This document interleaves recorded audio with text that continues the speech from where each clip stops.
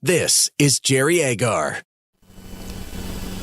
Here's an interesting real estate story out of British Columbia, and we'll check into how this would go in Ontario. But what's happening, first of all, is a family of four, Marcia Rubio, Oscar Herrero, and the kids are living in a townhouse. And all is well until they're contacted by the owner of the townhouse, who says, hey, I'm selling the place. And unfortunately, I can only sell the place if it doesn't have a tenant in it, and so you're going to have to move. And so they said, well, that's too bad. That's unfortunate. They didn't want to move, but they understood the situation. I don't think they put up a fight at that point. They just said, oh, okay, well, all right, okay, fine, we'll move. And so they did. And then the sale fell through.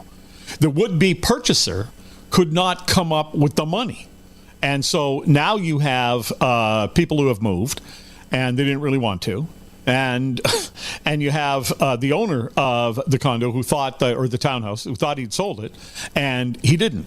So the decision made by the residential tenancy branch, which I'm guessing here is their version of the Landlord and Tenant Act, was that the person taking the big hit here is the would-be purchaser who fell back on the agreement, agreed to buy the place, and then couldn't.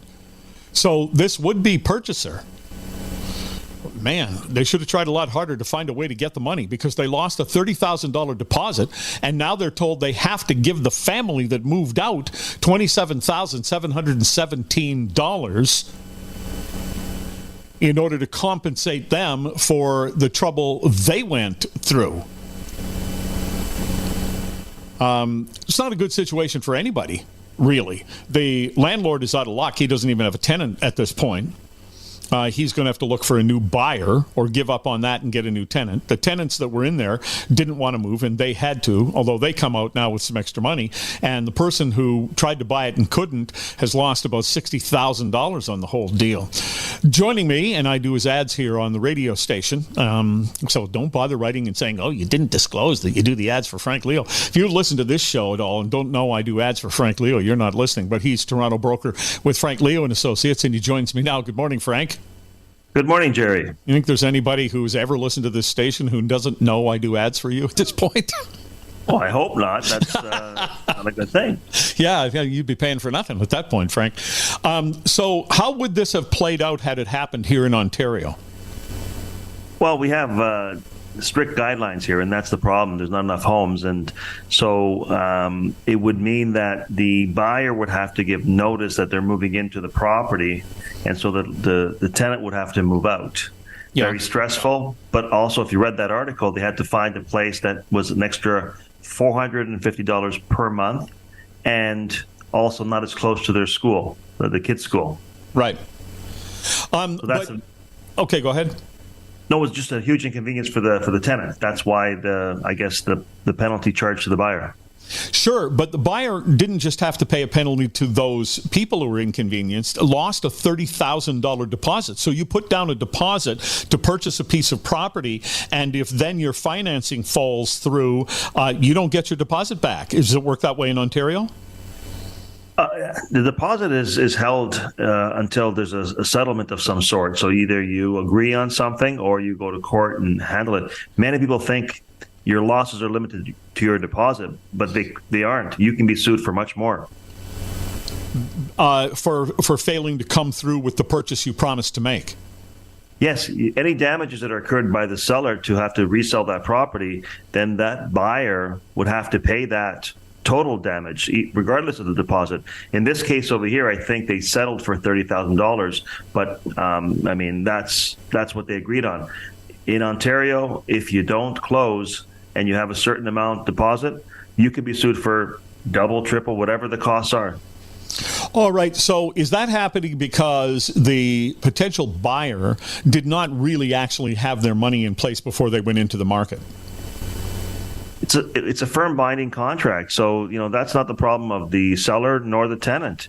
And in this case over here, that was the reason the tenant had to move out. And they actually were notified by the neighbors that someone rented the property. And that's why they took action, because they thought it was maybe less than above board. Yeah, I see.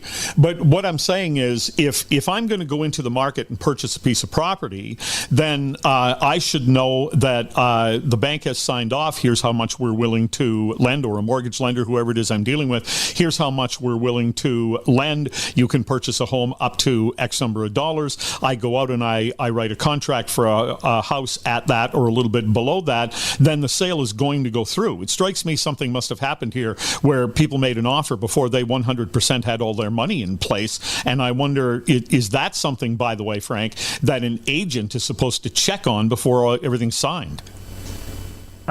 We try to keep on top of everything. What's happening these days is sometimes the banks are asking for extra information or verification of income or ability to pay, and sometimes that happens after the fact. And so if a buyer is not able to provide that, then the bank's not going to forward the funds. Unfortunately, agents can't have access to their privacy in terms of all those financial documents. So they have to be very informed with the bank and make sure that they are, going to get the money on closing. Okay.